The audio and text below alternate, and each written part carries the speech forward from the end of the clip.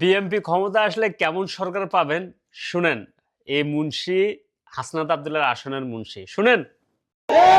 ক্ষমতায় বিএনপি থাকে আর যদি আপনারা অন্য দলকে ভোট দেন, আমি কিন্তু আপনাদের কাউকে ছাড়বো না। আমি তাদের ঘর বাড়ি সব পুরায়া ছাড়কার করে দেবো। আমি কিন্তু কথা খুব পরিষ্কার ভাবে বলতেছি, এটা মনে করেন আমি ভয় দেখাচ্ছি।